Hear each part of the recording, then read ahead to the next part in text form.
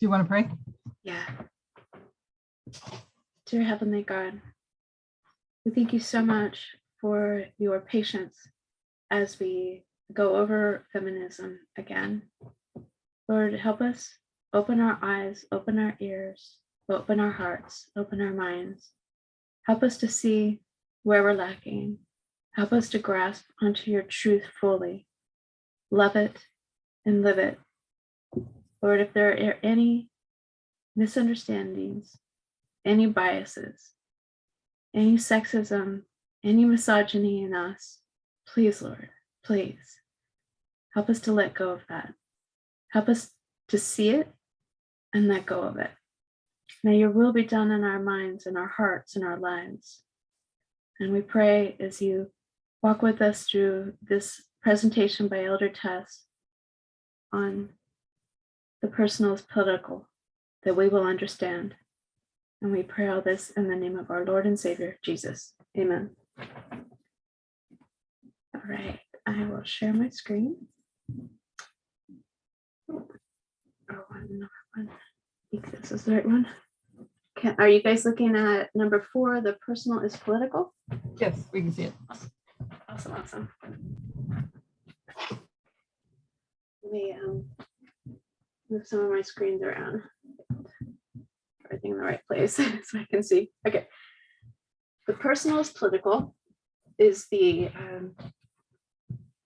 fourth, yes, in the Eden to Eden camp meeting, and that includes the one she did beforehand, which was October 24th. It was the week before, right? Or not the week, like the Wednesday before, and then the Eden to Eden camp meeting came, and then she continued the same. Understanding Feminism was on the 24th. Understanding Feminism Part 2 was during the Eden to Eden camp meeting, and then this is the 4th presentation after understanding, with the whole understanding feminism. And like you all know that obviously we're not getting it. And so she's still wanting us to go back over and understand. So we're going to start with our opening prayer. So if you'll kneel with me, we'll start with a prayer. She says, "Dear Lord, thank you for your Sabbath day. We pray that you will be here with us as we meet together, understanding your character. May we learn to reflect it. I pray this in Jesus' name. Amen." This is her introduction. It says, I just want to repeat everything that we are discussing. As Elder Parminder has said, everything is being approached in a prophetic context. And I hope that we can see that through these messages, as we divide feminism, we have had questions about the subject LGBTQ and why I have gone back and I'm pushing the subject of women's rights, women's treatment. When I taught in Sacramento, and that's when she spent the time with the topic on LGBT, that topic, LGBT, and so did Elder Parminder and Daniel. She says, I spent the vast majority of that camp meeting discussing how the ancient world from Assyria, Egypt to Rome viewed and treated Eve. We needed to understand how Greece viewed Eve. Only when we understood how Greece viewed Eve could we understand how Greece viewed what we would describe today as homosexuality. When I taught gender back here in 2019, those in opposition to what we were teaching then they said the next thing Tess and Parminder will do is accept homosexuals. The reason they knew it is because it branches from Eve and how society views a gay man today has a direct connection to how they view a woman, just like it did in ancient Greece. The seed of the issue is Eve. It continues to be the Sunday law test. And for 18 months now, especially last year, and remember this was presented in October of 2021, I think to at least some extent, members lost their focus on Eve, and their approach to this LGBT was not prophetic, but emotional. And I'm a lot more sympathetic to that than my words make me sound. But I would suggest it is dangerous because LGBT, won't be unpacked properly unless this Eve is. That's the first issue. So can you guys hear me okay? Everything? Okay, any questions so far? Oh, I forgot to open up my chat. So let me open up chat over another window, just in case. And like, feel free to speak up. Okay, thanks, Susan. Everybody, feel free to ask questions. Like we continue to say, this is our safe space, and if there's something we're not getting, speak up here so we can discuss it as a group and work it out. And we've worked out a few issues so far, and from what I understand, everybody's still here, so it's a safe space. So the second issue is that abusive people within the movement feel that they have passed any test. There is nothing to learn about sexism, no need to change, because they say they accept this LGBT, but the person who irritates them on a daily basis is their wife or their daughter. It leaves people with a false sense of security. So I don't mean to ignore this LGBT subject, but this Eve, sexism, is so deeply ingrained. This is what needs to continue to be unwrapped and pushed, which is why we are not stopping discussing it in the history of the formalization, and will be continuing through to the close of probation. And just anecdotal, I thought I got it, right? I mean, we keep going over it and over it, and I thought I got it, but I still find things words that I say, what are those things called when you say them all the time and just, I forget, like a rule of thumb, that kind of thing. And which is a very sexist term, by the way. We have to watch our words, because everything we say, everything we do is political. And so even though we keep going over this and over this, it makes us more aware of what we say, what we think, what we read, what we watch, what we do. And in watching what we're seeing around us, will help us to see what we're missing in our own lives. And I've found some things. So going over this and over this, it's God helping us to get where we need to be. Obviously, we're not all there, and He needs us to be ready, and He's so merciful. So here we go again, right? Okay, so we have a limited amount of time. I'm going to be cheeky and remind the French that they started late, and that's this excuse I'll be hiding behind. She says this because the presentation turned out to be like an hour and 45 minutes.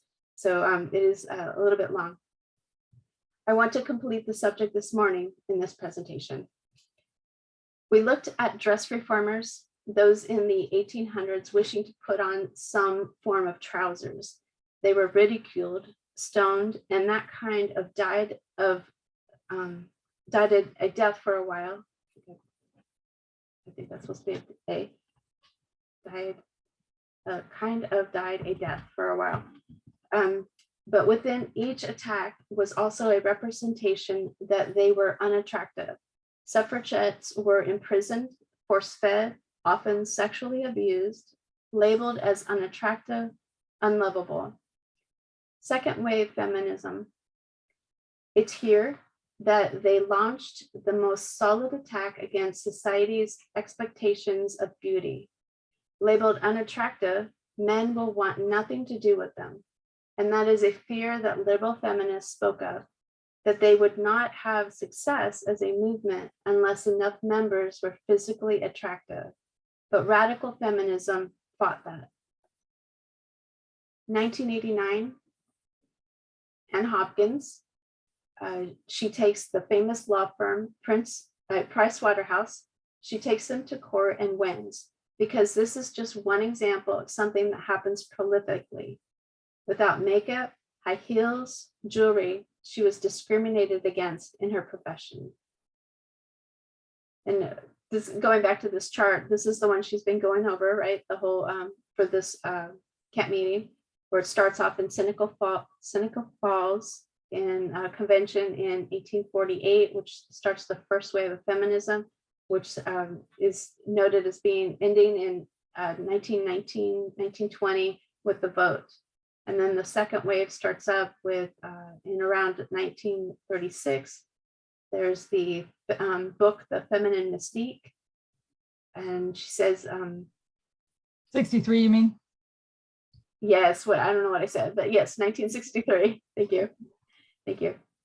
And then we have the Miss America pageant in 1968. That's the one where Bob Hope is the MC of, and calls the women cows, like cattle. And then we have the Miss World in 1970. And in 1989 there wasn't a real end to the second wave. I mean, they don't have like a real set date, but Elder Tess felt that it should go here.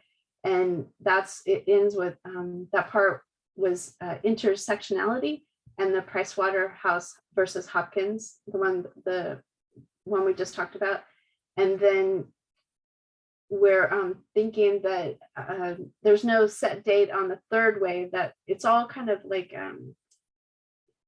people, depending on who you're who's talking, they say, second wave ends and the third wave starts at different times. So she's saying that the third wave starts at Anita Hill in 1991, and there's confusion and intersectionality there. And it's because it starts to split. So after 1991, feminism fragments. Since then, it's liberal feminism that has gained the loudest voice within feminism, and there are a few reasons for that. One reason, who here thought that bra burning was a thing? That's disinformation, and disinformation sticks. That representation stuck on both men and women, and it was resented by women. The reason that appearance is so often targeted is because it is so often effective. It stings. When someone goes for your appearance and your personality, and often you're in a situation to not offer society much else, and you're raised in a way that leaves you without a reasonable amount of self-confidence, I can't describe how deep that runs and how hard it is to shed it and regain confidence in your appearance. And that's one reason that so many people found liberal feminism more palatable. Susan says, this unattractive criticism was so prevalent that I believe the feminist movement chose Gloria Steinem to be the representative speaker because she was more attractive than Betty Friedan. Oh, that makes sense. I mean, it does make sense. Interesting. I never thought of it like that.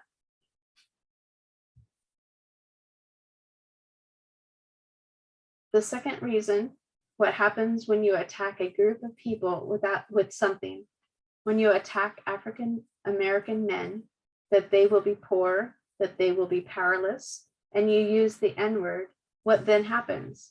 Go to a rap song and listen to it. They don't just take the N-word, they talk about power and money. They're not more greedy for money than a white person. They're taking what was made to make them feel powerless.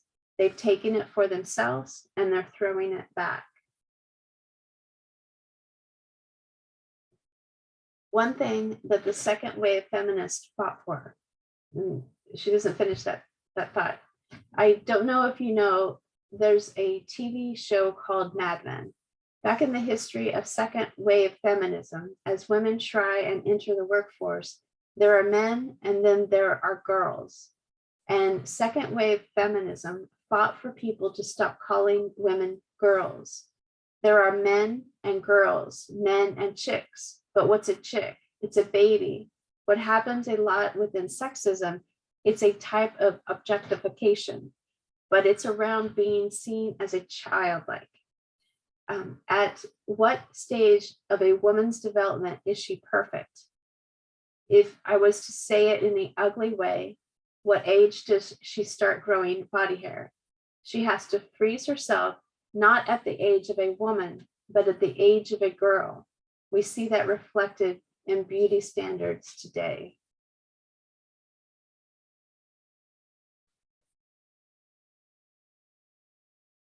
You do see that a lot. It's like girls are more attractive, and I don't know. It's kind of really sick, actually. Back to the 90s, the rise of girl bands. They spell it something like this: GRLZZ. They're all edgy, but they're looking at responses, or it is a psychological response to the fight that has only just ended. They take on use words like whore. They become more and more sexualized. And I want to change our perspective of them, not to defend and say that their response was right or helpful, but to understand why there is this response in society. Because what happens is the victim gets blamed. It's just that singer who can't keep her clothes on. I would like us to view them as the victim. If you look at cause and effect as an abusive society, that doesn't make their response right. In fact, I would argue it's harmful to them and feminism, but it hasn't come from the place that a conservative would say it has. It's come from a response to the targeted attacks on second wave feminism, on every wave attempt for progress for women's rights. Nowhere in the series, if I'm listened to and understand correctly, am I meaning to shame these women. What I want to discuss is why, and is it the best way? I think I'm not pausing very long. So does anybody have any questions or comments so far?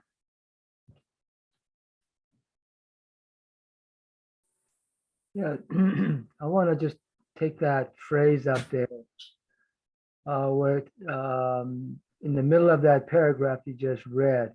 Yes, sir. Because what happens is the victim gets blamed. Right. Right, and it's the women that get blamed. Mm-hmm. Right, and I was reading. Wow, I think it was yesterday or 2 days ago, broadcast media. Mm-hmm. The epitome of the victim getting blamed. The Indian. Did you read about that one? I did. Indian. Yeah, that was so sad. That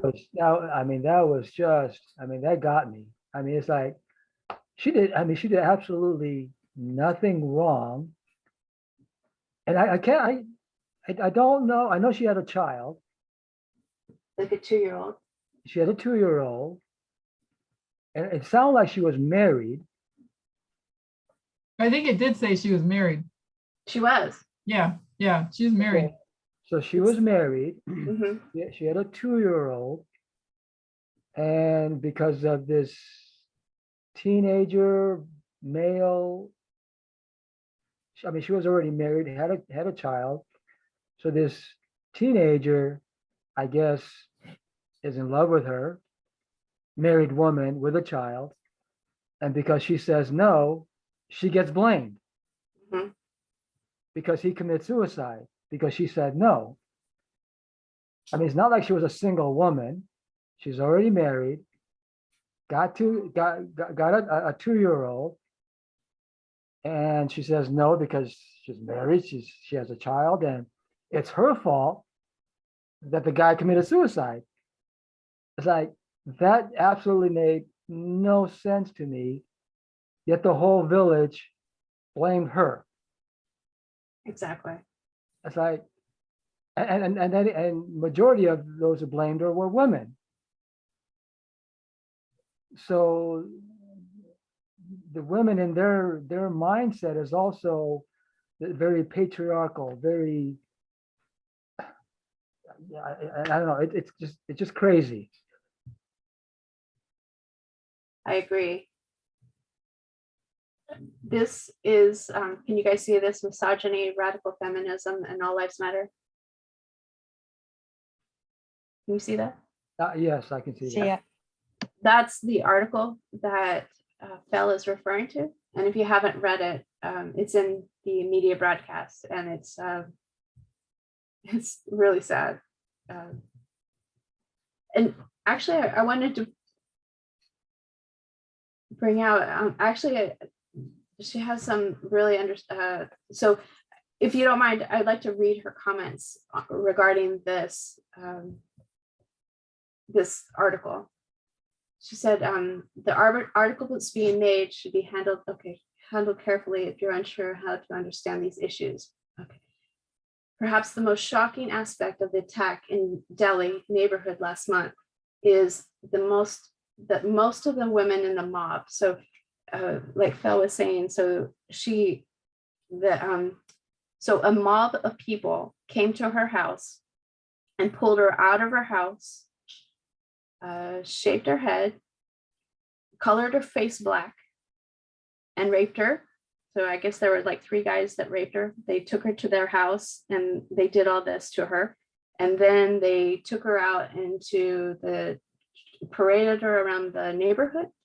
And it was just, and so she says, in patriarchal societies, women are taught that they're they're ultimately blamed for the wrongdoing. And that in that mob that came and got her, most of the women, most of the people in that mob were women, and they were shouting, to have her get raped.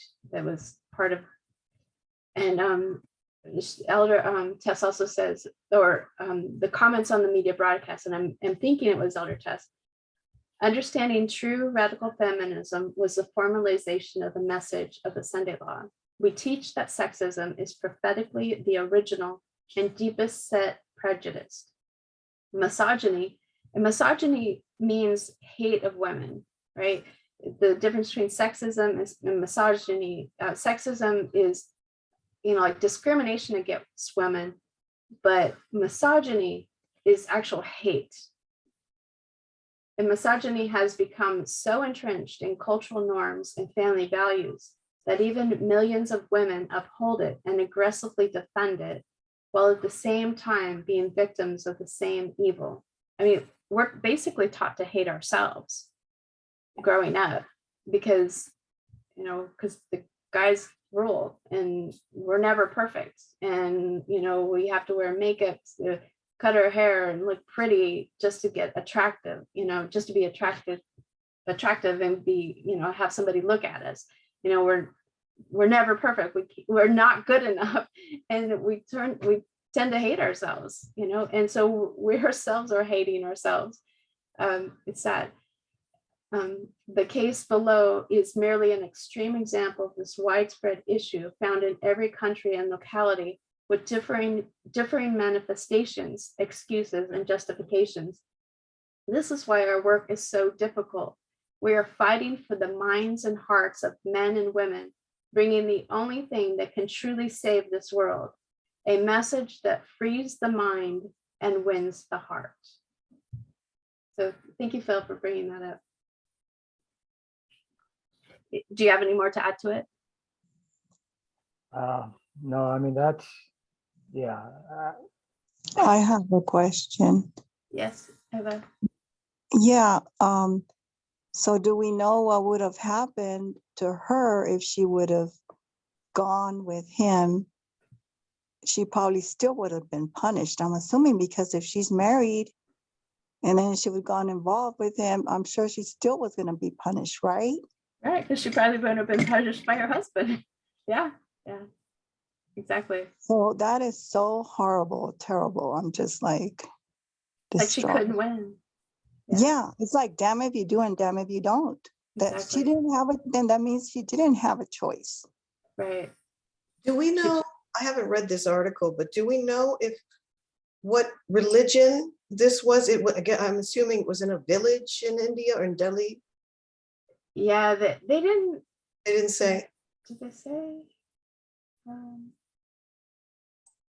Don't remember if they said Mhm. what religion it was, but they didn't say they were Christian.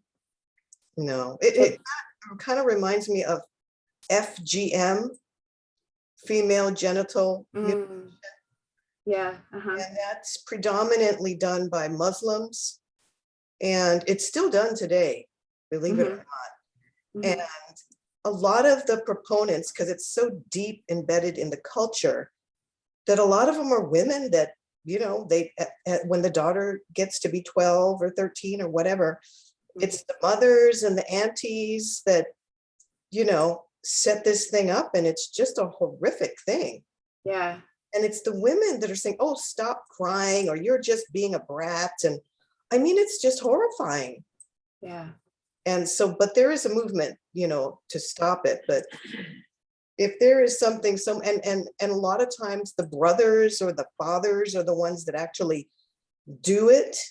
Oh, yeah. And it is just, I can imagine what it does to that relationship. Yeah. No kidding. Wow.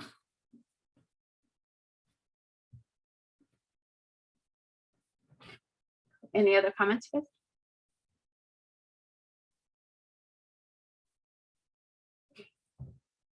Oh, and Ava, by the way, your audio sounds great today. We've been having problems with it recently, but today it sounds awesome. So Yeah, it's just because it's a different phone. That's why. oh, okay. Yeah. Okay. Okay. But thank you for letting me know, so I know now. Yeah, okay, good.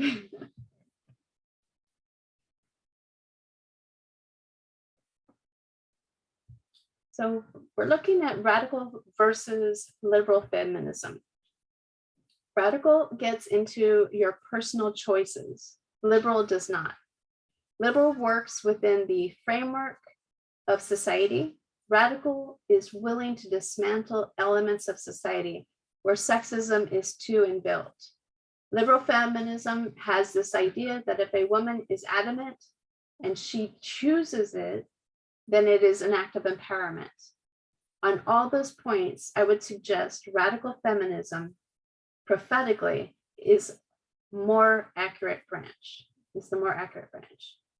Is it the radical feminism, the personal is political, and that's what we're saying, that what we say, what we do, what we wear, how we look, what we watch, all is a political statement. I want to deal with this idea of choice. One of the difficulties I faced in 2019 was that when I went to women in the movement and I said, headship is ugly, they said, no, it's beautiful. When I said the patriarchy system is slavery, they said, no, it's freedom. And the reason that women fought for that is that they would tell me they chose that for themselves. They read the conservative books on marriage, how a wife could understand her husband and make the marriage work. They have read all the quotes. They have decided for themselves that is how they would live their lives. This is the argument I encountered inside the movement in 2019. So if a woman chooses headship, is that empowerment? Is that freedom? A little while ago, France started the discussion about banning the hijab. I'm not getting into a discussion of the rights or wrongs of that, but YouTube was flooded with liberal feminist Muslim women wearing that form of dress and saying, this is not sexism, this is not oppression, because I, a Muslim woman, chose to wear it. Where do you stand on that argument? If you choose to wear it, is that empowerment or freedom? And freedom, is that empowerment and freedom? Flip it. If a Mennonite woman in the United States chooses for herself to cover her head because that's her choice, is that oppression or is that empowerment? And the position we took in 2019 was that we don't care if you chose to live under the headship model, because we were already thinking and operating like this, the personal is political. that there are no personal decisions that are not political. Where this side, liberal feminism, argues that that choice is empowerment. This side, radical feminism, digs deeper. They go to the frameworks of society that this side, liberal feminism, isn't willing to challenge. And this side, radical feminism, says, why did you choose headship? Why did you choose to wear a burqa? Why did you choose to wear a head covering? What makes something free choice when you're so impacted by your society? Come to early 2020, women, or actually the men speaking for the women, argue that dowry is freedom when the woman chooses to follow that path, which is interesting, because if the woman shows that path, then why are the men speaking for her? And we are the conservatives, in their minds, conservatives and dictators, because we say we don't care if she chooses dowry. We were absolutely consistent from our position in 2019, because we never approached it as a conservative. We approached it as a radical feminist. I'm sorry, there was conversation, thoughts going on in the chat, and I totally been missing them. So back to the conversation before about the girl. Susan said, yes, that was just insane what they did to her. That will damage her forever, and it will. She's going to be damaged from that forever. Plus, he could have had other psychological problems that didn't pertain to her at all. But nevertheless, she was made to feel the victim of all their psychological scars. And that they didn't have any proof that that was why he committed suicide. So, and then they were grieving and took it out on her, I think. So yes, the women were promoting the men to sexually assault her. And she said, good point, Eva, she was doomed no matter what choice she made.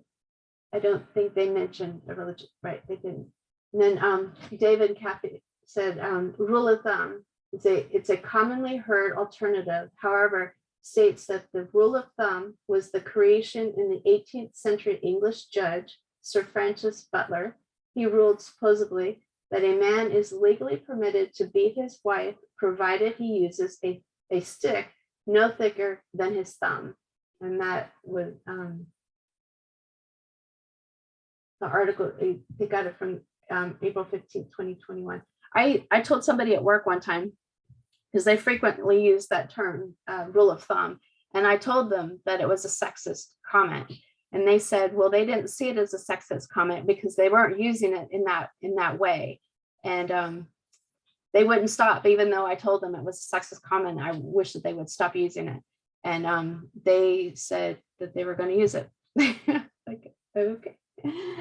That was my Jehovah's Witness friend.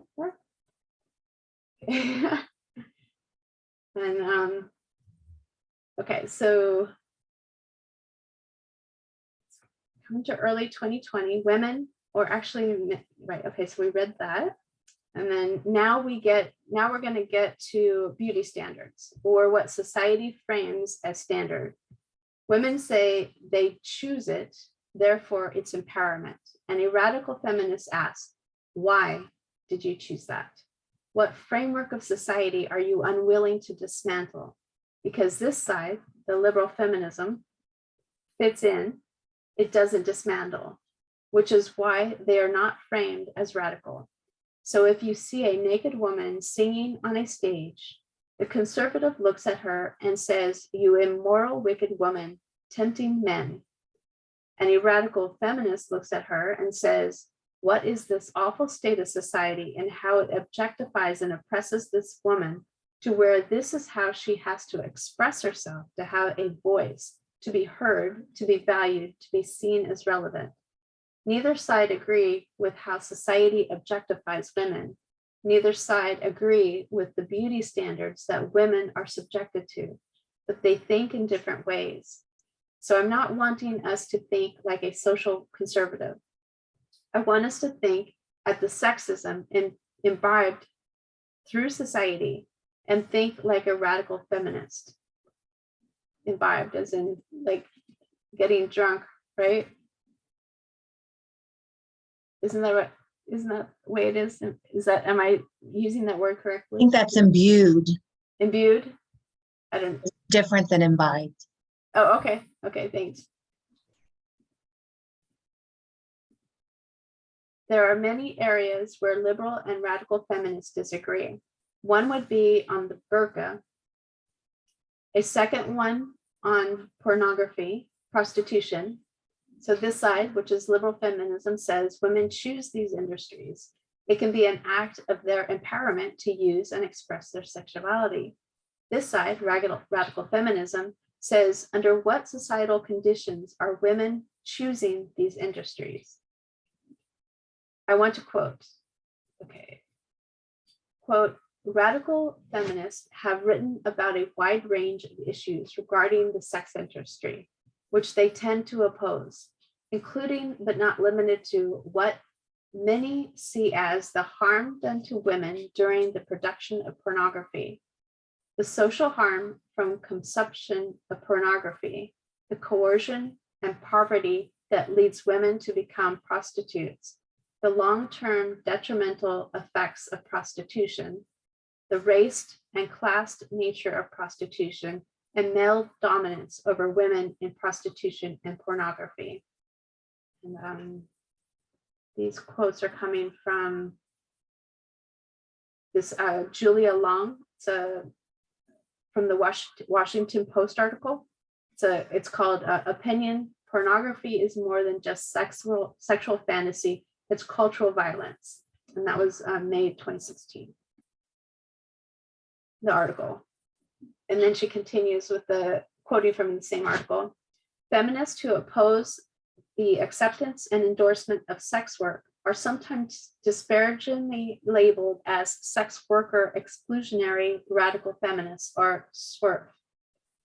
Radical feminists argue that sexual liberation for women cannot be achieved so long as we normalize unequal sexual practices where a man dominates a woman. It is crucial to understand pornography as a form of violence against women. Overwhelmingly, content is produced and consumed by men with strikingly consistent themes. They reveal a dismal pattern of endless scenarios of male dominance and female subordination, categorized by specific acts, female body parts, race, and age. Continuing to quote, it doesn't take a great awareness of cultural theory to grasp the social meaning of images of women being repeatedly penetrated in every orifice to a chorus of slut, bitch, and whore. It does, however, require a willingness to think beyond the rhetoric of choice, empowerment, and free speech that is invariably used by industry representatives to justify such content. Back to Ehlers-Hess. I do want to say that while liberal feminism has been the most seen since about 2017 with the chorus of voices from the Me Too movement, people have been much more willing to see the logic in these arguments. And radical feminism is again growing, particularly driven by the Me Too movement. More quotes. This is from, I think it's still the same. Yeah, okay, we're still in that article. So this rhetoric, the framing of pornography as empowerment, intends to distract attention from the nature of mainstream pornography and to frame those who object to its harms as censorious, illiberal, and of course, the old favorite, prudish. I can't remember what that word means. Synonyms: small-minded or reactionary. However, and yes. I'm sorry, my care. Yeah, that word was censorious.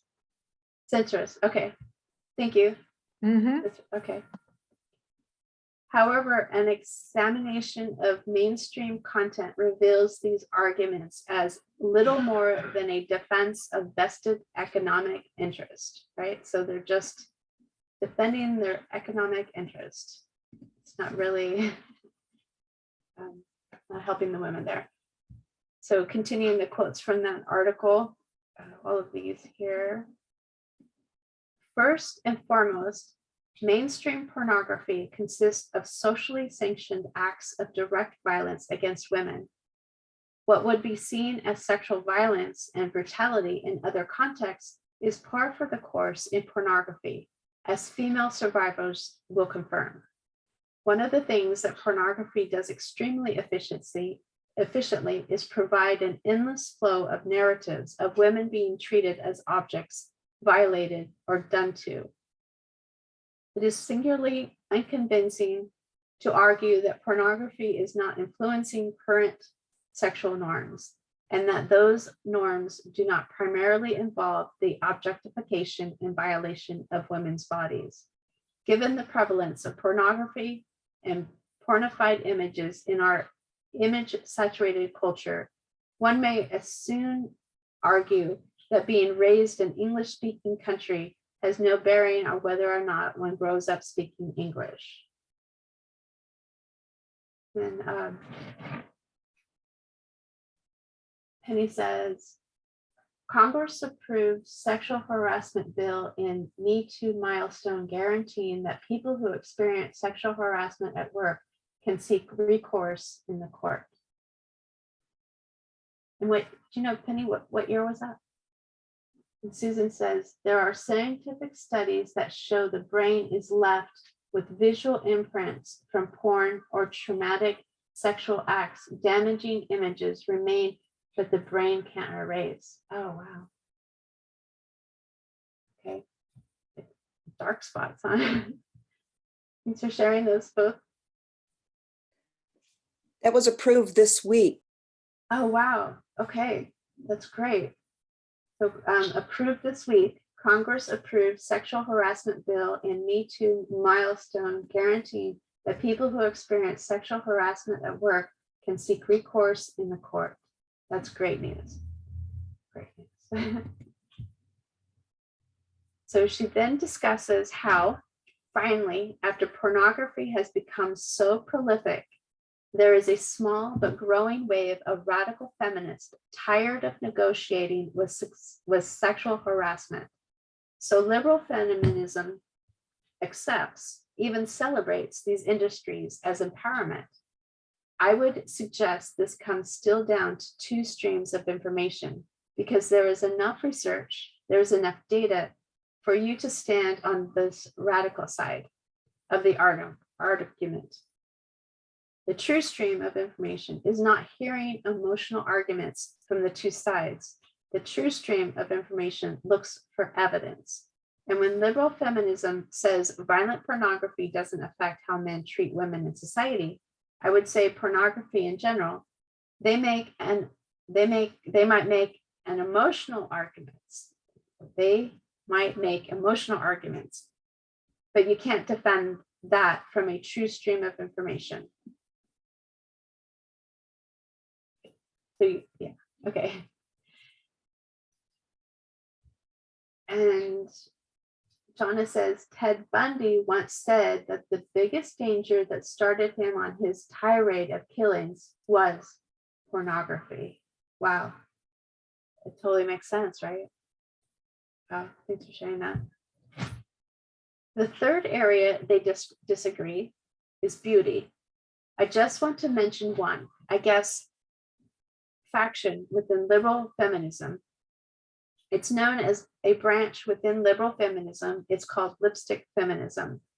Lipstick feminism believes or proposes that a woman can be empowered, and this is a quote from Wikipedia. So lipstick feminism believes or proposes that a woman can be empowered psychologically, socially, politically, by the wearing of cosmetic makeup, sensually appealing clothes, in the embrace of sexual allure for her own self-image as a confidently sexual being. The rhetoric of choice and empowerment is used to validate such overt sexual practices. That sounds, so Elder Tess says, that sounds like the position of the conservative we read 2 days ago. I would argue that's a conservative perspective. If you want to be a woman with a platform on Fox News, if you want to work in the Donald Trump administration, I don't think a thorough investigation can excuse this as empowerment. If a woman, when she puts on lipstick, becomes psychologically, socially, politically empowered, compare and contrast what that does when she doesn't. Use your prophetic brain, not your emotional one. She said, she's saying she's empowered. I think that's slavery.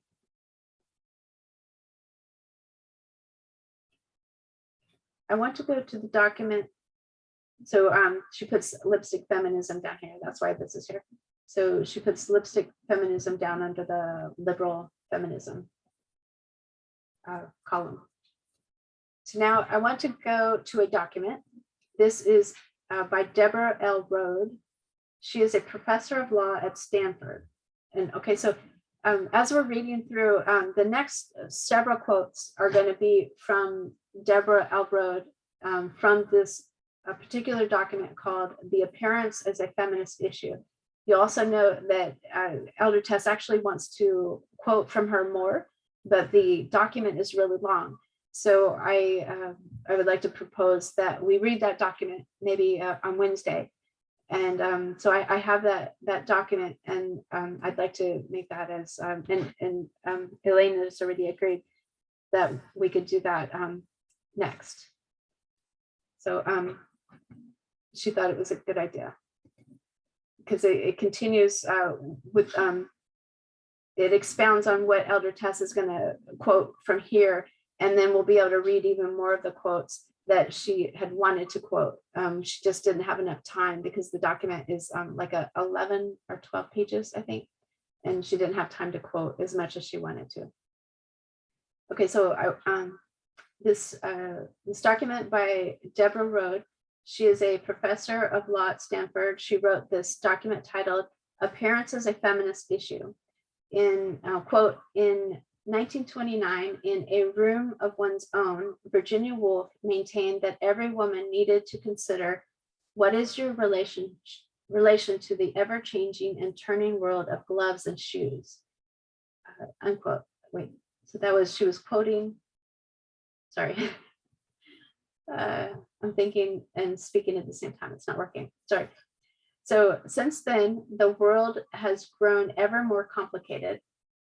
And Elder Tess says, Virginia Woolf is one of the most famous female authors of the time. I just want to make one point without distracting. This is in context, the framing of radical feminism. She's saying the same thing Ellen White was saying 50 years later.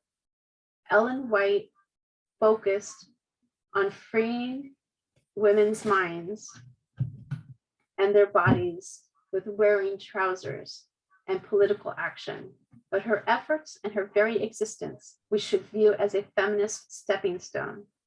That the other becomes impossible without starting on the mind. The author then discusses the beginning of women wearing trousers, their treatment. Then she moves on to second wave feminism. Another quote from Rode.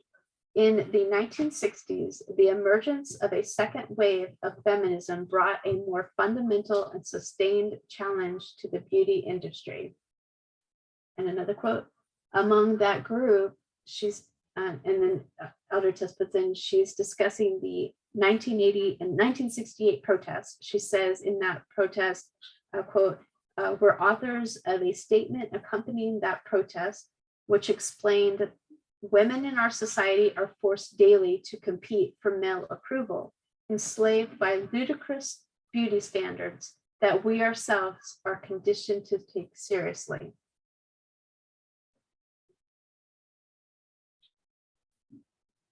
I want to make one point.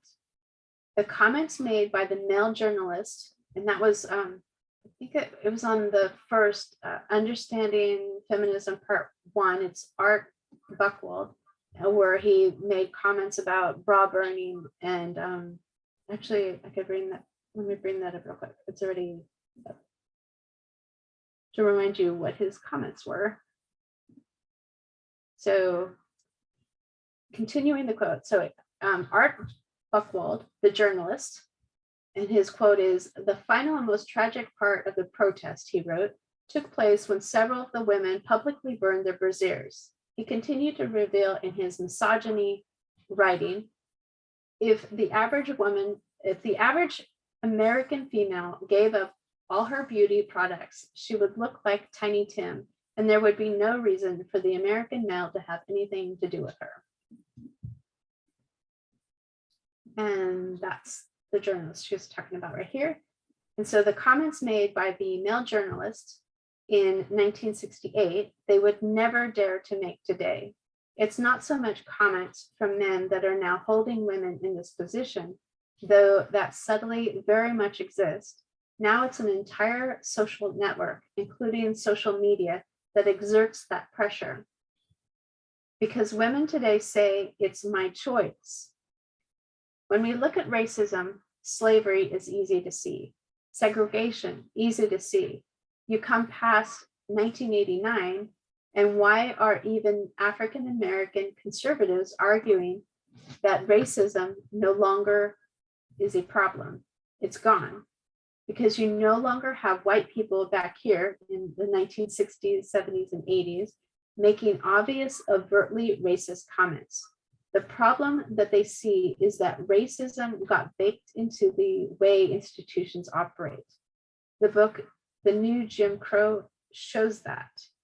So the fact that there are not as many overt comments from men now does not mean that those ideas of a woman's value have not become baked into society and social media.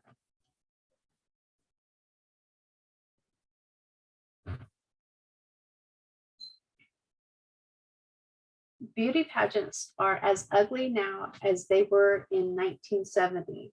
The only thing that has changed is that the male host wouldn't dare call them cows. Was that the only change that needed to happen? Quote, and we're quoting back with the Rhodes document article, the public reception to those women was not unlike the response to early dress reformers. Feminists were seen as dowdy, frumpy moralizers who hated men because they could not attract them, because radicals gained disproportionate media attention. The early feminist movement in general and its critique of beauty in particular was often dismissed even by those who accepted most of the other egalitarian principles.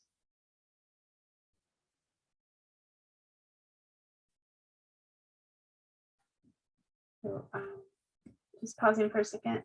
So this article, Donna, is this on?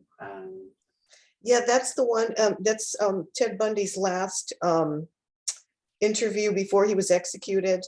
And he sat with James Dobson. And, Okay. he said he became a Christian, who knows? But the consensus was he was just saying that, talking about that, pornography was the catalyst for him starting his violence against women because, and everybody kind of shrugged it off because he was such a manipulator. They said, well, he was just appeasing James Dobson because, the Dobson organization is against pornography and they're a real religious right organization. So, but I do believe that he was, just about to be put to death. I do believe that he was actually maybe for the first time telling the truth. That, Yeah. and he specifically said it was violent pornography Okay. that caused him, his mind, almost like something snapped in his mind, that he wanted to act it out. That makes sense, because he had nothing to lose. Yeah, he had nothing to lose at that point, so why would he lie? He was telling the Right. truth for the first time. I believe that this all started with violent pornography. Wow.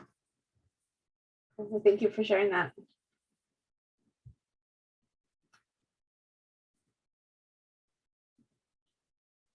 I'm not going to read all of her Rhodes publication because it's quite long, but she goes into a discussion of the financial cost. Quote, in her widely publicized account, The Beauty Myth, Naomi Woolf noted that women's absorption with appearance leeches money and leisure and confidence. Because women are held to unattainable ideas, their task is boundless. Almost all areas of the female body are in need of something.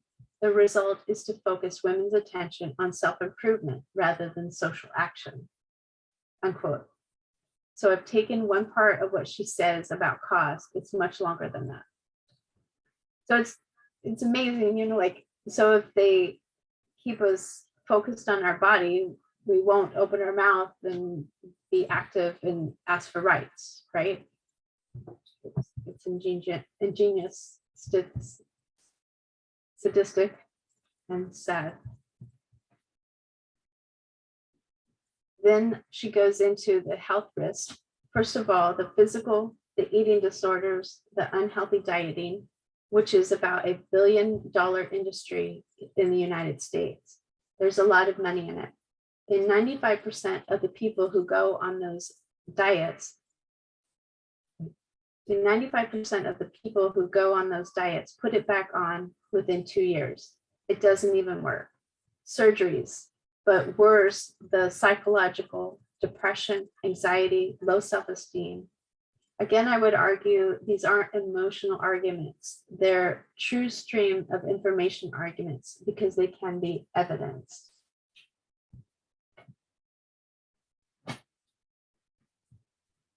I wanted to quote more heavily when she starts going into the argument about discrimination, because this is another area that can be evidenced that I think is important and ignored. And when we talk about the beauty industry, we're not just talking about makeup, jewelry, nails, hair, all of that. We're also discussing the subject of body weight. It's very much a part of it. And she doesn't, I mean, it's mentioned kind of in here, like surgeries, like cosmetic surgery. I mean, yeah, she does mention it a little bit. That's another cause of our cultural preoccupation with appearance is discrimination. Appearance skews judgments about competence. Resumes and essays get less favorable evaluations when they are thought to belong to less attractive individuals. Overweight individuals are seen as having less effective work habits and ability to get along with others. Less attractive teachers get less favorable course evaluations from students, and less attractive students receive lower ratings in intelligence from teachers. A meta-analysis that aggregated findings of over 100 studies found that although less attractive individuals are perceived as less competent, the actual correlation between physical appearance and intellectual competence is virtually zero, unquote. So, and then these thoughts, this way of thinking is like, it's like she said, baked into our society, and we probably wouldn't even notice that we're doing it, Yeah, like doing it subconsciously. Right, exactly. Yes, So there is a, I don't think it's a theory anymore, but it's called implicit bias mhm, or unconscious bias. yeah, And there's according to this one author, there's 19 implicit biases, and like you said, it is ingrained within our brain. This is what we grow up with. And so, the way we think about women, the way we think about Black people, the way we think about physically or mentally disabled people. The society ingrained, since our childhood, it's just ingrained in us. We don't even think about it. It's just, we live with it. And so they've done it, experiments like, for example, like you got Jose Morales, right? That's a Spanish name. And you got Joe Cruz, English name, right? And they're both qualified, and Jose Morales might even be more qualified. But the bias against, it's not, they're not making a conscious decision. It's already a bias ingrained against Hispanics. And even though they might be more qualified, Joe Cruz gets a job because it's these implicit biases it's ingrained in us.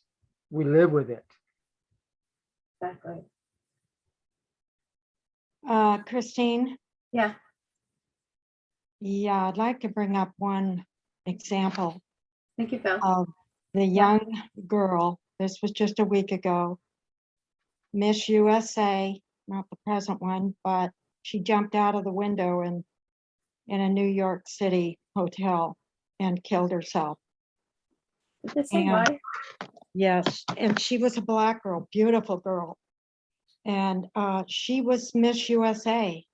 And I would say that example is of a young woman who is suffering, the victim of society and culture, because she suffered in silence. And nobody knows why. I mean, they don't have she left no note other than just an example of her life and how well she was loved and accepted. But she was suffering mentally. And she killed herself by jumping out of a Didn't she, 12-story window, I believe it was.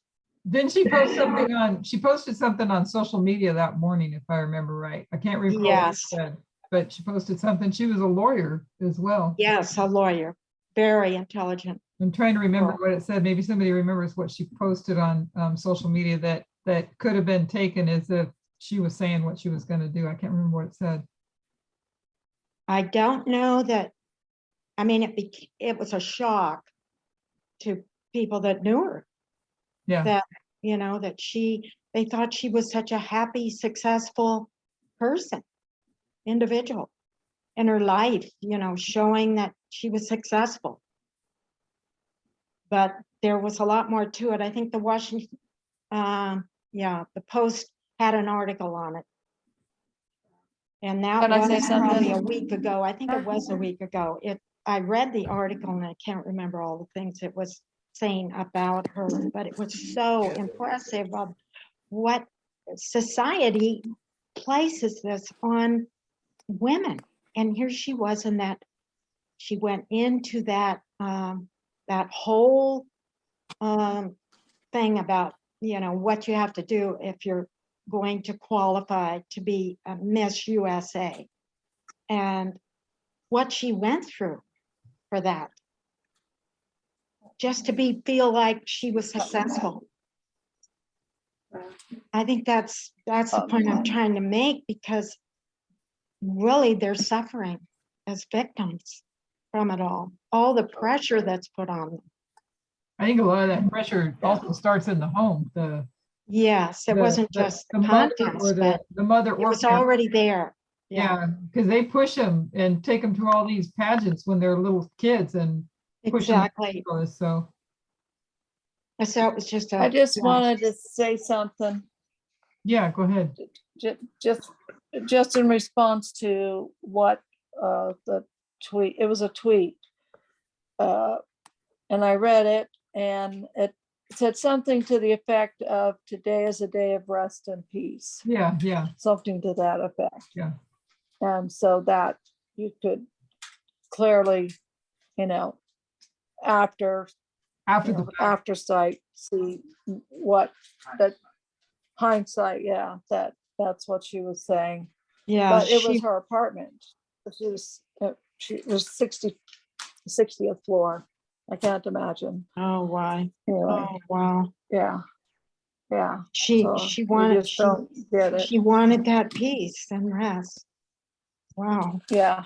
But you know, things when, were- I don't know, some of you guys probably dealt with this too, some of you moms of daughters. But when Jesse was little, I used to get, I don't know what you call them, but they'd come in the mail, invitations that, and you wonder how they know who you are, but invitations that Jesse was invited to a modeling shoot. I don't know if anybody else has had that happen to them, but I had it a few times, and I just assumed it was probably something they do with girls, where they know how they know, you know, your household has a daughter. I don't know, and their name I don't know, but I would get those, and it was trying to get you in to get in to have them photographed and talking about being a model. I don't know if anybody else has had that happen to them. My I've sister had that happen. I was 12 or 13 and I was sitting at a bus stop and some guy drove up in some fancy car, you know, just like a fancy car.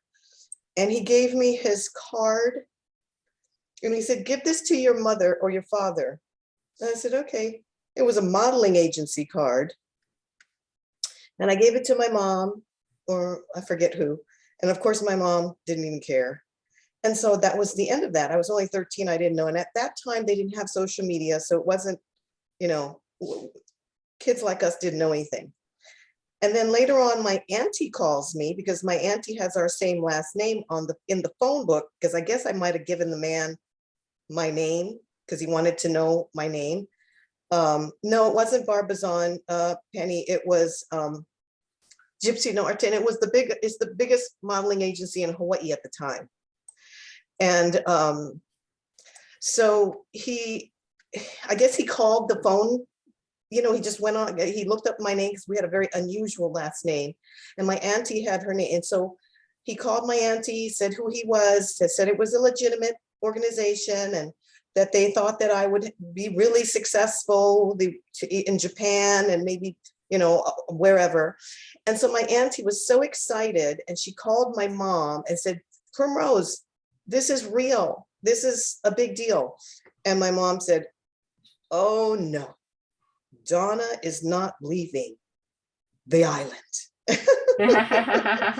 So no, my mom was not for it. And I was too young to understand it or know anything about it. But after that, the conversation between my mom and my auntie, which was my dad's sister, was broken off. My dad's sister never wanted to talk to my mother again because she said that was an opportunity of life, because we were poor, we didn't have a lot. And so my auntie was just so upset because she just thought this was an opportunity of a lifetime. And my mom just threw it away, you know. It's like putting your children out there to be slaves so that you can Yeah. have money. And my mom said Never do it. never over her dead body. You know, in fact, many times I would be places and you know, if anybody would say, oh, your daughter is so pretty, my mom would say, no, don't ever say that. Don't ever tell her that. And She was people would be worried. like, okay. She was worried for you. Yeah. So, you know, I guess my mom protected me in a sense, but I knew at some point in my life, because there was a lot of opportunity, that I had to get out of that house, because if I didn't, I probably would have ended up like my mom, with no skills and nothing and nothing, you know. So I made sure that when I became 18, because my dad told me, you know, you can't, I tried to run away from home when I was like in the 8th grade and I was like 12, and my dad said, you can't, you just can't. And I said, okay, well, when can I leave? And he said, well, when you become 18, then you're legally an adult and you can leave. Well, when I became 18, the day I became 18, I left. Wow. Because I knew if I stayed, I would end up going nowhere fast, you know. Wow. Uh-huh. Yeah. Thanks for sharing that. I wanted to say something real quick regarding the Miss Universe. I was listening to some of the things she was saying regarding her experience as an attorney, how she was discriminated. So it was like double, you know, because she was Black and because she was a female. Right. So she experienced so much of that in the system that, and then she realized like she couldn't function, like she couldn't do anything there because of the way, you know, the law system, I guess, is structured and so forth. So I really believe that she experienced so many like injustices that, you know, her being a beauty, you know, it was like she didn't have to do anything for that. You know, it was something like she was already born that way. There was nothing for her to do, but society places so much, you know, on women, you know, being that they have to be attractive, you know, that the rule is way up high versus the men, you know, in so many ways that their intelligence, their inner is like, well, we don't really care for that, you know, it's like that's just secondary. So obviously, like Susan, was it Susan? They were saying that that is so much pressure on females. So it's sexism, racism, and it's just we can see how sad that is. You know, that they have to go through all that, and how we have to be the, you know, the light bearers now, you know, and fight that with all our hearts. We just have to know how to go about doing it. Amen. Yeah.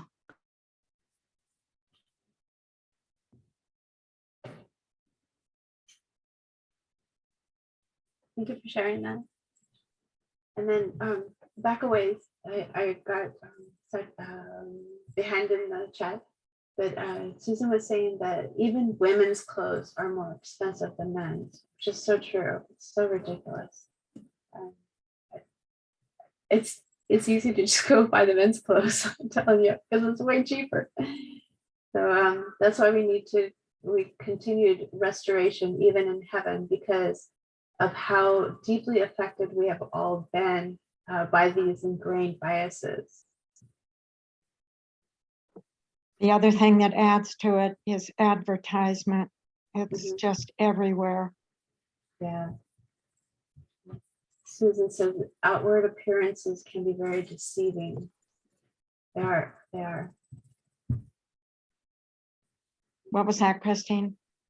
Susan said that outward appearances can be very deceiving. Yeah, and with the advertisements behind it, you know, if you aren't buying this, then you're not fitting in. You know, Right, it's exactly. just a constant selling and hitting your mind, you know. Yeah.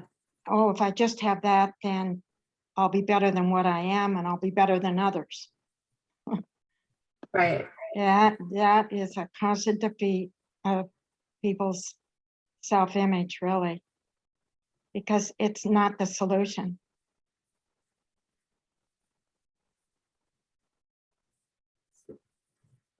Penny, you might have to explain more on that. It says I remember seeing a segment on a show like 2020 or Dateline that infants are hardwired to be drawn to attractiveness. And I'm kind of with Susan on that. It's like I don't know what to think about that, because if our brains are hardwired to be just go toward attractive, what if our mom is ugly? You know what I'm saying? You know, like, and you're a baby. You know what I'm saying? So I don't even Yeah, know well, how. I don't know either. I just remember that they had babies and they would show them photos of people that were attractive, and the babies would respond very positively. And then they would have photos of people who were just, say, average looking, and the children would be like distracted and not pay attention, the babies. And then somebody who would be deemed maybe, I don't want to use the word ugly, but unattractive. And they would they would get really upset when they would see those people. Wow, that's fascinating. I mean, I realize, so I know why children, babies are supposed, the mind will make them attractive so the mom wouldn't, abandon them. But if you're the baby and your mom is ugly, then you wouldn't, I don't know. I don't even know where to go with that. It just sounds weird, but it's interesting. Interesting to think about that. Society has enslaved women to the extent that we don't think we are beautiful enough. That's so true, Sarah. That's so true. Susan says patriarchy is responsible for the standard. Yep, that's true.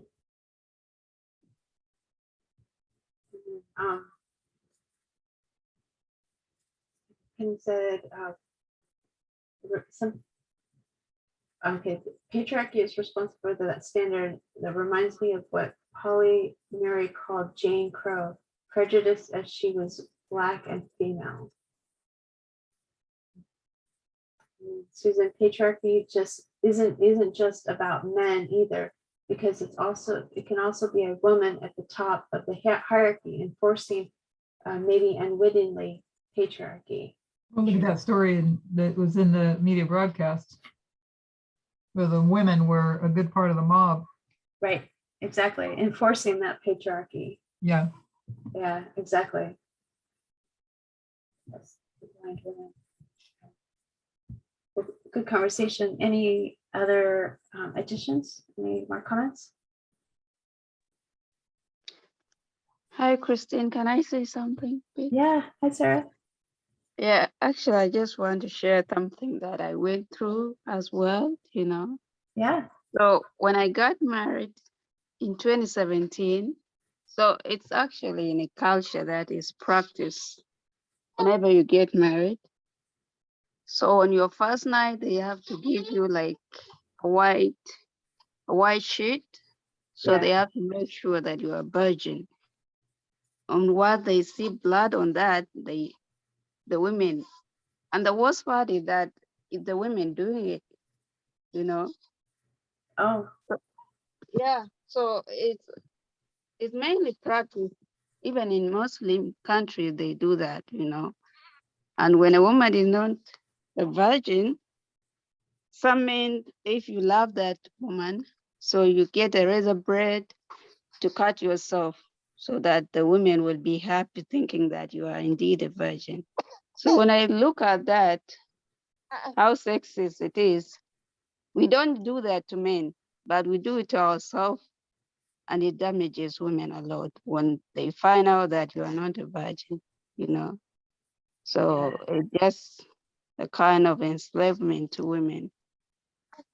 It's just sad how we also practice it, because we have been used to that system, we think it's right. But when we think about it right now, the way God has led us, it's really enslavement, Great. So it has opened my mind a lot lately. In South Sudan, we practice that so much whenever you get married. So it's just sad.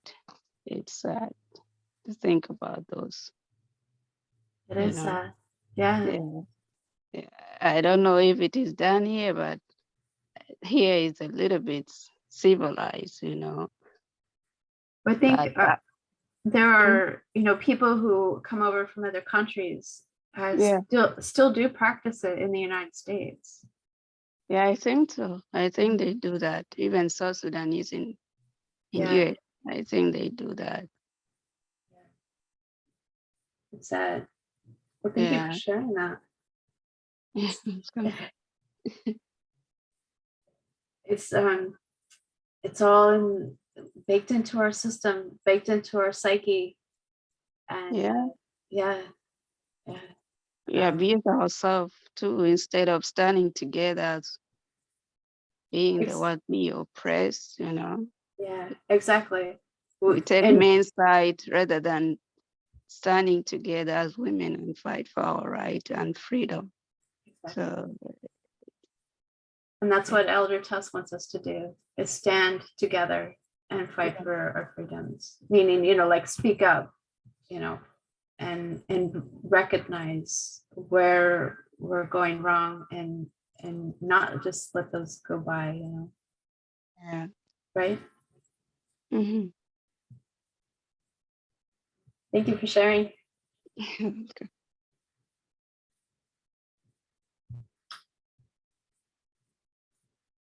So Susan says, the hymen can be broken from horseback riding. That is such a, yes. And it's true. I've seen a presentation on that where it's not like a wall where something gets penetrated and it breaks. That's just not the way the hymen is created. And so, okay, so this might be TMI, but okay.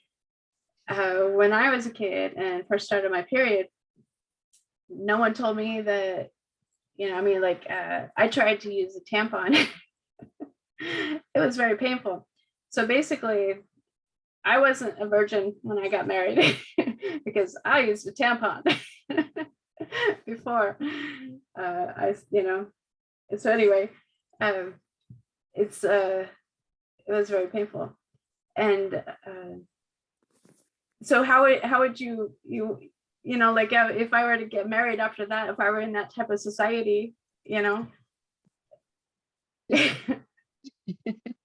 right? Well, not all women, not all of them are virgin, to be honest, but it just gives the women a look at you. They look at you like you're a whore or something, when they find out that you're not a virgin. Uh-huh. So, yeah, but so sometimes I question, why don't they do that to men as well? Why only focus on women? Exactly. We are expected to be perfect in everything, and yet the reason why we lose our virginity is because of them, and they expect us to be perfect. So That's so true. sometimes it's really crazy, Like Susan says, Makes the me think devil's of the abortion issue, that the women are basically held accountable and punished Yeah. whatever way you want to look at it, and they never involve the man. Yeah. exactly. Even though many of the women get pregnant from being raped, Mm-hmm. the woman is punished for it. Mhm. Yeah. The double standard. So sad. Lesser beings Right. Exactly. is what this has all done. It's made women lesser beings. Mhm. Exactly.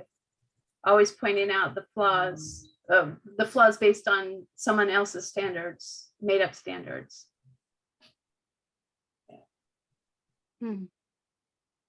Well, thank you everyone for sharing.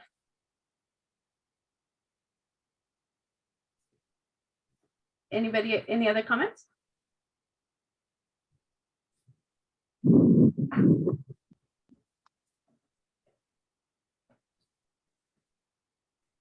This is seen across all occupations. So this is so back to this comment by Rhodes, talking about the cost of cultural preoccupation with appearance is discrimination. She said, this is seen across all occupations, including ones like professors and lawyers, where you should not expect, not that you should ever expect it, but even then, you would not expect appearance to matter to the job function. Quote, discrimination on the basis of appearance carries both individual and social cost. It undermines self-esteem, diminishes job aspirations, and compromises efficiency and equity. Quote, the overemphasis of attractiveness diminishes women's credibility and diverts attention from their capabilities and accomplishments. In the long run, these are more stable sources of self-esteem and social power than appearance.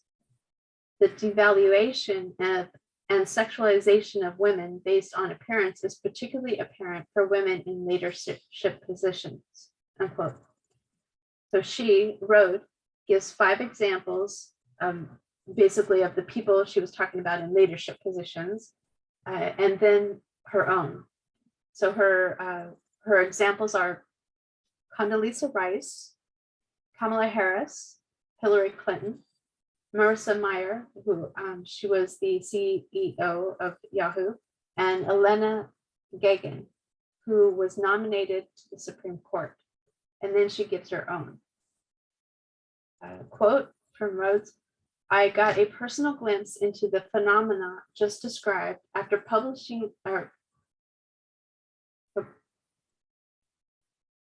Publicizing?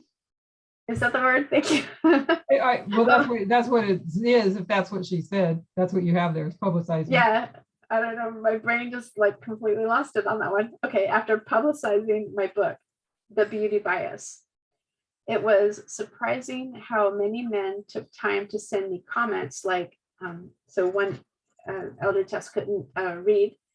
And then because it was, I read the comment, it was very sexist and very demeaning. And then another comment like, let's take up a collection to buy the professor a burqa and improve the aesthetics at Stanford, unquote. Elder Tess, staying within the discussion of discrimination, I want to branch off into a connected issue. Prophetically looking at it prophetically, remember we've gone from local to Christendom to worldwide. We need to say a popular quote. Think globally, act globally. Act locally. Sorry, think globally, act locally. I can say that. Think globally, act locally. We should not think of these issues as ones that impact our own bubble. And what happens, and what perhaps gets to me more than most of the other arguments is when we allow the structure of society that connects empowerment to the beauty industry. I'll read. Quote, one other cost of discrimination on the basis of appearance is the exasperation of economic and racial inequality. Appearance both reflects and reinforces class privilege. Prevailing beauty standards disadvantage individuals who lack the time and money to invest in attractiveness. Fashion, makeup, health clubs, weight loss products, and cosmetic procedures all come at a cost, unquote. And another quote, there are efforts to make the beauty industry more diverse, unquote. Elder Tess, I would argue that those efforts are poor. And regardless of those efforts of diversity and appearance, it is impossible to avoid class. A wealthy woman in South Korea might be able to bleach her skin, but when that is connected to beauty and success, what about the woman who is subsistence farming who can't afford that? All this comes at financial cost. And even the diversity in the beauty industry that's shown is by women from minority groups who are seen to have made it and then attained the wealth to make these financial sacrifices for themselves.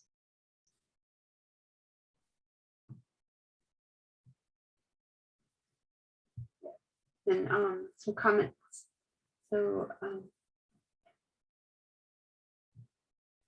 it makes me cry. Susan says it makes me cry, but it also makes me darn mad. Yes, me too. It does make me mad.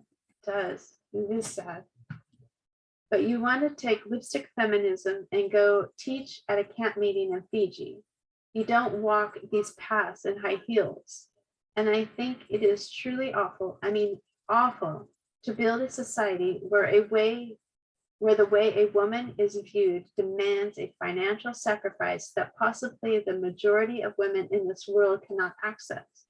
I know white women eating the most poor and basic diets so they can spend $200 on their hair and a new outfit because you don't go to a Seventh-day Adventist church wearing the same dress twice and calling it empowerment.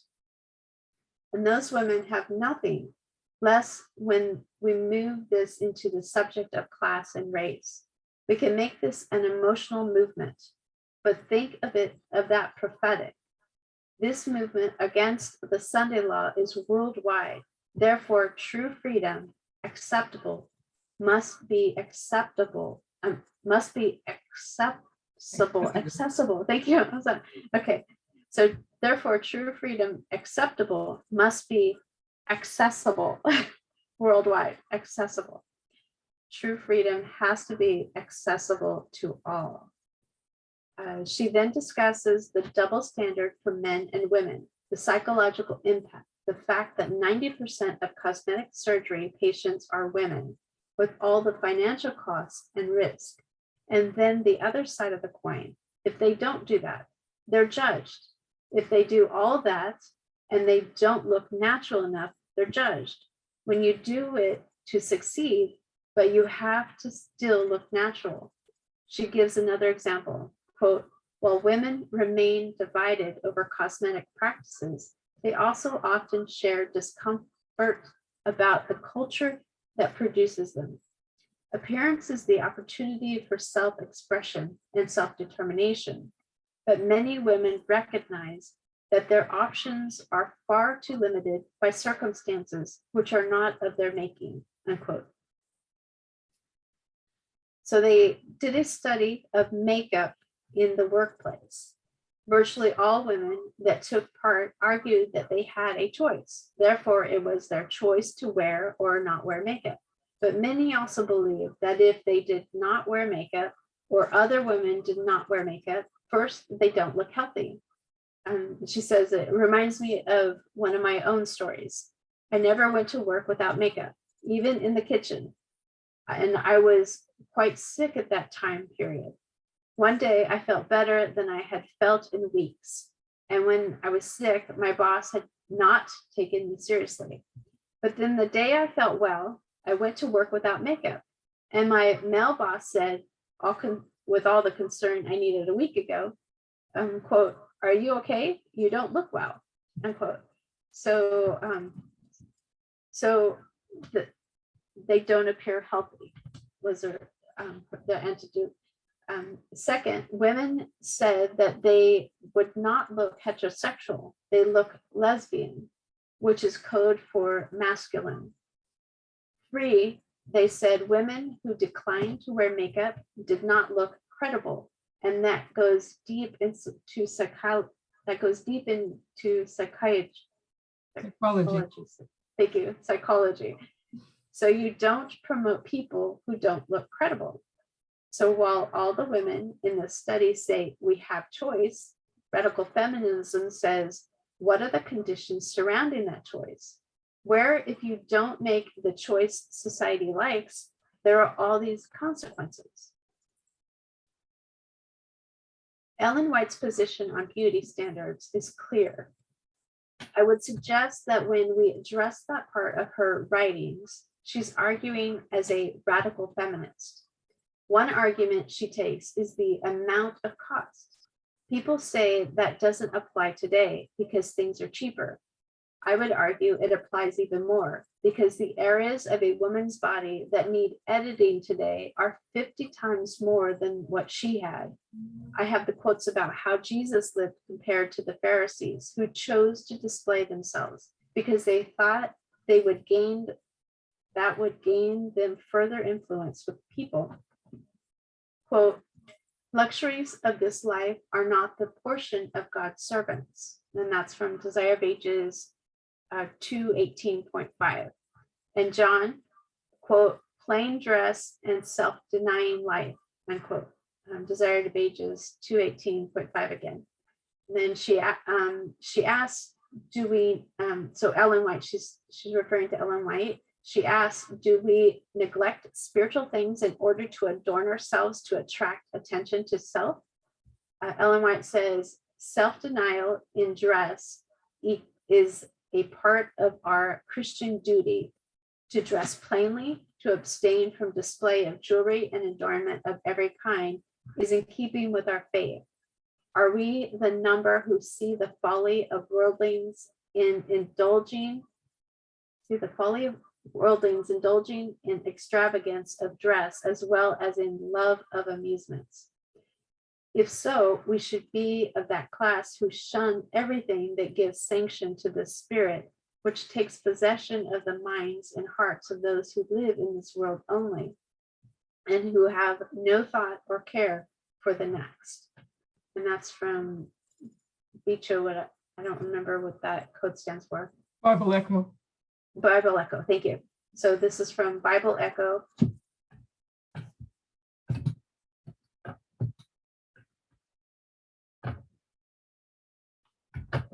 September 19, 1898, paragraph 6. These principles that are not, these principles that are not dispensation, I think it should say are not. These These are principles, principles. these principles, these are principles, oh, I don't know if it makes sense, okay. I don't know what it was supposed to be. These are principles that are not, okay, there we go. I just need to read it correctly and it would make sense. These are principles that are not dispensational. These are principles that are not dispensational. We are could argue and come to the same position in seconds. But the reason I've done this camp meeting, I want us to think of these things from the position of a radical feminist. Then when you see a woman who's subscribing to these beauty standards, it's looked at in a proper context. That what is wicked is not her character. What is wicked is the construct of society that connects her sense of value, her success in any form of career, the amount her voice is listened to, and the attraction she can receive from men to a beauty industry that costs her financially and health of body and mind. For the women who do feel those pressures, I stand with you. It's painful and hard. I'm not trying to shame you. I have felt that pressure. I've often caved to that pressure, but I won't now because prophetically I can't, not just for me, but for all women. So I'm not trying to shame you. I'm calling for understanding and solidarity. Understanding and solidarity, especially solidarity, we stand together, right? It's not possible to say I'm empowered because I chose this. I know how deep it runs, but we can fight it. We can fight it easier together. Okay, so now for the men. For men, I know pornography is an addiction for many. First of all, it has to be hated because sexism is sin. But there are external programs that help with pornography addiction. I know that help can be needed. For the men, you have enough to work on yourself without looking at what women are wearing and doing. I want to clarify that. I still expect male leaders to understand, teach, and talk to women about these things when those men understand equality and have a spiritual role. But remember why women are in this position in the first place, and who was attacking suffragettes and second wave feminists, and who has played the major role in connecting their appearance to their worth. The men have their own psychological battle to play when they say, I stand against beauty standards, but I still find women that subscribe to them more attractive. What does that do to the other women watching your behavior, your choices? It's a continual reinforcement of the connection between beauty and value. I hope that women feeling these pressures, first of all, agree with what I have said in this camp meeting. See that it agrees with a prophetic methodology. Therefore, see when it comes to a prophetic narrative, they don't have a choice. They can choose for themselves what to do, but prophetically, they cannot frame that as empowerment unless it stands on the right side of radical feminism and is not willing to subscribe to society, but dismantle it. We've looked at the three waves of feminism. We looked at the three branches of feminism.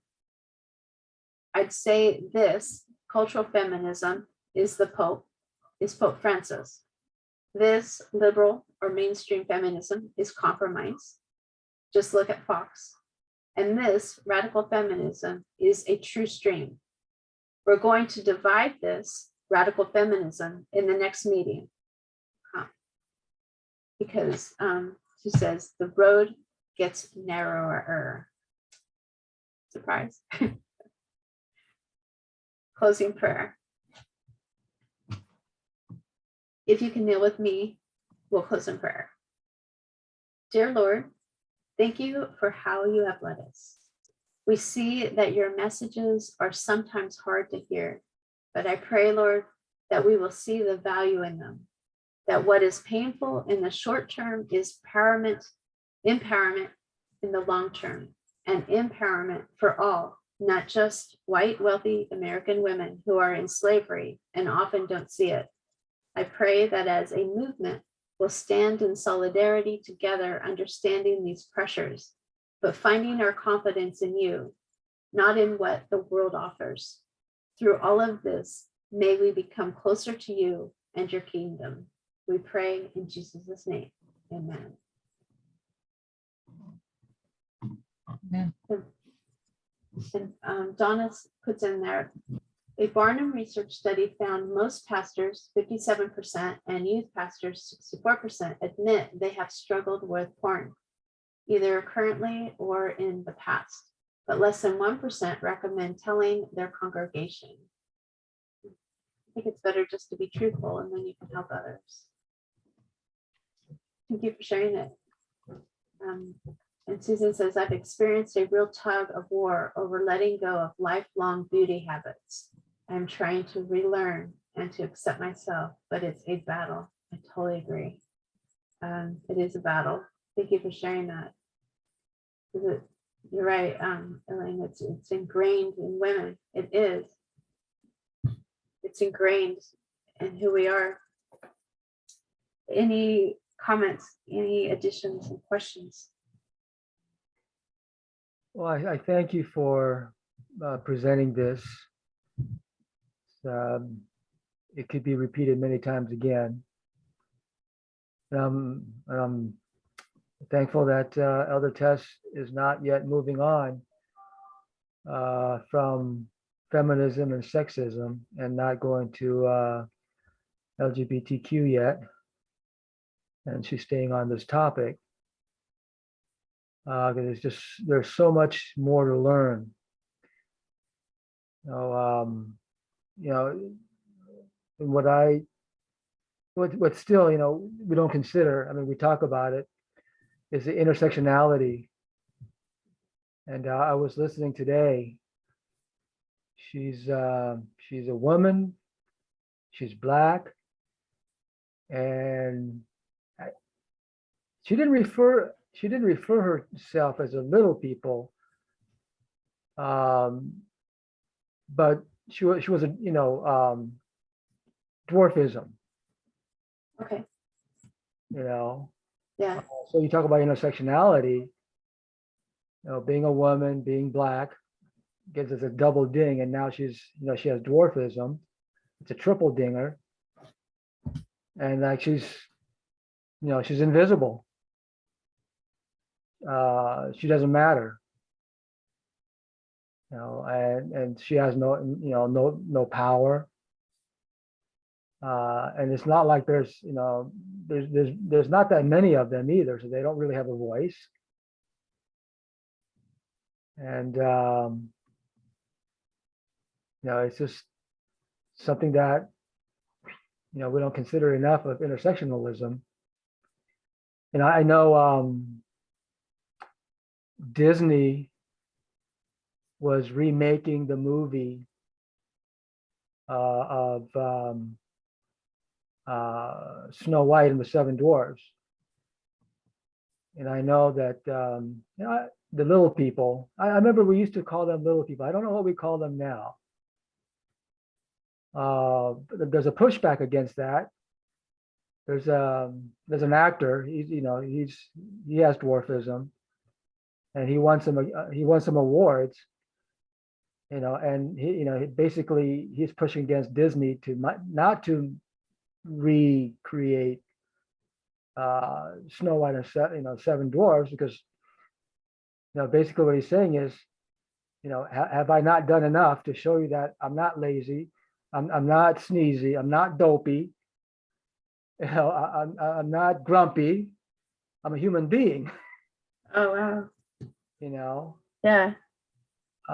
So yeah, so you know, this intersectionality of all these hurdles that you have to go through. There's still so much to learn. You know, regarding this issue before we can even tackle LGBTQIA. So I'm, you know, thank you for presenting this, and thank Elder Tess for keeping on with this. Amen. Thank God for his mercy and his patience with us. Definitely. Amen. Thank you.